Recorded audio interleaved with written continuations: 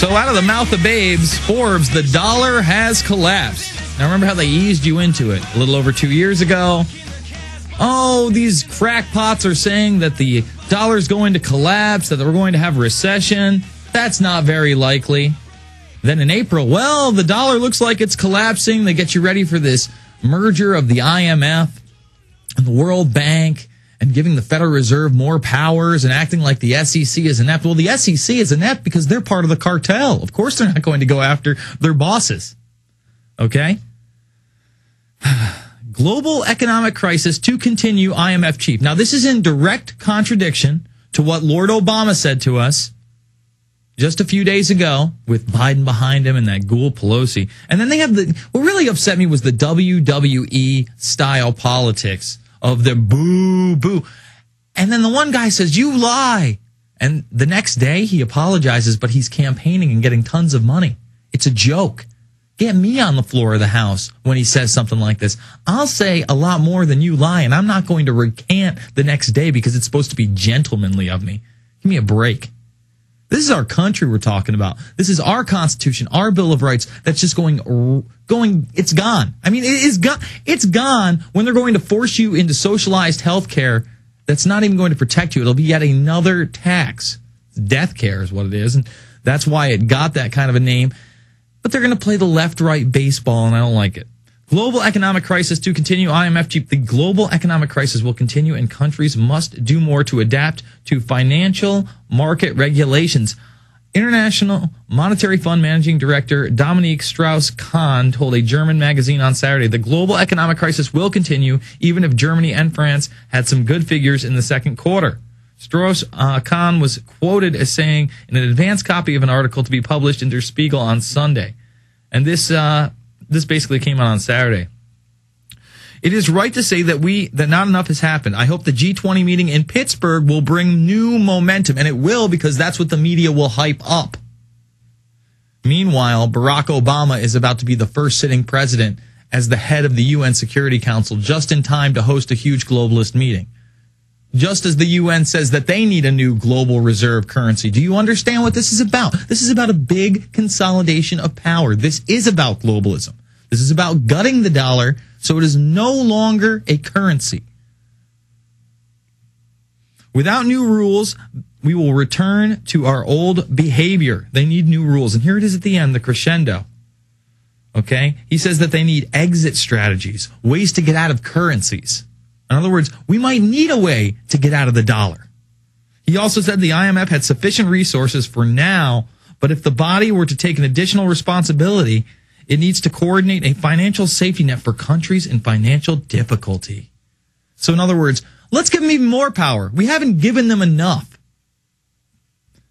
Again, global economic crisis to continue. Expect big news during the G20. They're probably just going to announce their global currency. It'll probably be a hard currency. It's not even going to be the SDR unit. It's unbelievable. But they're doing it right in front of your face. When there is no debate on the fact that a sitting president is going to be the head of the UN Security Council for the first time in history, just in time for them to start with this globalist meeting and all these nuclear talks, getting you ready also for climate change, because the economy and climate change, I got a couple articles on that, are the same exact thing. We're going to move into a credit-based carbon economy. It's right here. Mexico, Argentina top G20 low carbon shift study. But this isn't really about Argentina and Mexico. And analysts say global recovery spending can link to the fight against climate change through the creation of green collar jobs. They're trying to be clever with it. It's a green collar job now. Remember when you used to be blue collar? Not anymore. We're green collar. We're saving the earth. For example, ailing auto industry is now reconstructing to supply more energy efficient and electric cars. Folks, if they wanted us to have the electric car, we'd all be driving in one by now. In the late 80s, one charge, 80 miles on some of these cars that were available to the public for lease. You couldn't own them. Watch Who Killed the Electric Car. It is narrated by Martin Sheen, of course, Charlie Sheen's father. Both those guys, very brave guys, very outspoken, have done a lot for their country. And by the way, the Charlie Sheen video has over, I think, combined over 500,000 views. It was at about 458,000 on the one link, but there's so many links to it now. It's gotten out on Fox News. It's all over the place. And it's really inspired me to read this article about somebody who woke up recently. And it's out of The Guardian, by the way. Now, this guy went to Bilderberg to go cover the story there. He was on the Alex Jones show quite a bit during Bilderberg this year. His name was Charlie Skelton. He couldn't understand why he was being detained, why he wasn't allowed to take photographs. So this is actually, what is this? This is top 3 over Guardian right now in the organ grinder section. 9/11 anniversary, a lovely day for a spot of protesting at the BBC. And this is one of the most fair and balanced and really loving articles, especially mainline articles towards 9/11 truth I've ever read.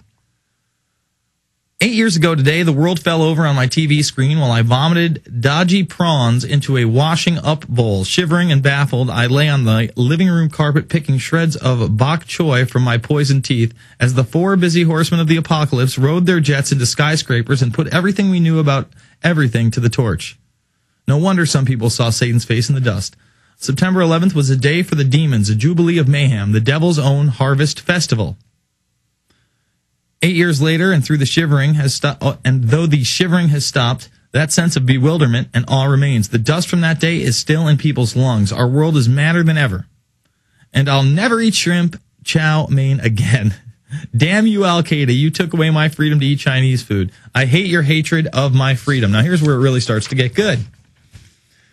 It's a lovely day for a spot of protesting. The sun is out, the placards are freshly sprayed, and the police are being friendly. You can do what you want, smiles the sergeant. Just don't run inside the building. Gareth assures me that running inside the building isn't part of the plan. The plan today is to hand out flyers and DVDs, holler facts at the BBC front entrance, and tell as many people as possible about nanothermite. I don't know what nanothermite is. Turns out it's a high-tech incendiary compound that the U.S. Department of Defense is fond of using to incenderize things. It's a substance that professor from the University of Copenhagen has found in the rubble of Ground Zero. Gareth is excited about the nanothermite. The paper was peer-reviewed, he grins. I've got a copy of it if you want one. I'll take one for the tube. And that's the subway over there. If it's a choice between London Light and the Open Chemical Physics Journal, I know which one I'd rather spend rush hour with. Gareth Newman is from London Truth Action. He's hoping for a decent turnout today. Around 150 people are expected. Already there's 60 or so truthers here. And a cheery and informational vibe. You notice how he's humanizing them right away, saying it's cheery. He's not demonizing them at all. He's presenting the information we talk about. This is very novel. Let's see, where were we? There's a slim, half-uttered hope that the BBC might even do a story about the new evidence. They won't, of course. Everyone knows that.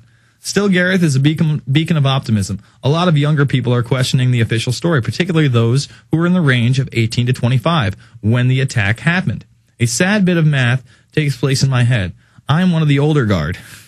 Something has changed over the last couple of years. Fewer people think we're crazy. The initial shock of the information is starting to wear off.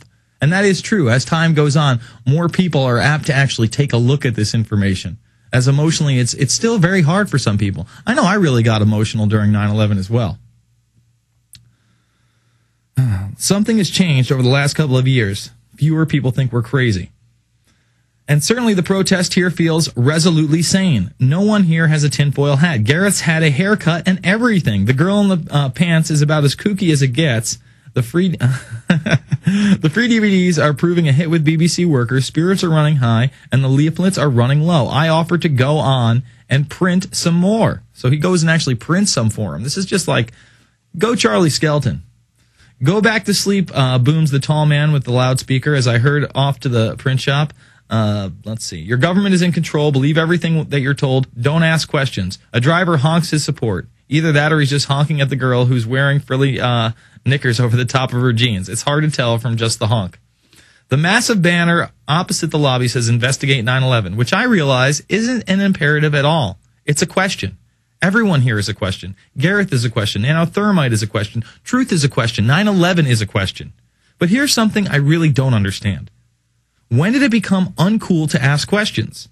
When did questioners become imbeciles? Who gets to hand out the tinfoil hats? When did it become cool to believe what you're told? In the words of Mr. Hicks, did I miss a meeting? When did so many of the cynics and skeptics, so many of the sharpest brains I know, hello Charlie Booker, think that the cool thing to do is mock the questioners and defend the party line? How stratospherically uncool is that? You want to know who's cool? Gareth is cool. Mashin in the pink shirt is cool. The girl in the pink pants is cool. Charlie Sheen is cool. Julianne Moore is cool. Dario Fo is cool. And today, this is the best line of all, perhaps for the first time in my life, I'm cool too. Now, that tells me that people are changing their minds over the years. It may not just be in New York City. It may not be in Austin, Texas all the time. It may not be in San Antonio. It may not even be in this country. It may have to go to Europe. A lot of people say, oh, those dirty French have believed it for years. But when you can get about 150 people outside the BBC in London, and then somebody who writes for The Guardian on regular occasion, somebody who awoke to the Bilderberg Group, what was that, in May?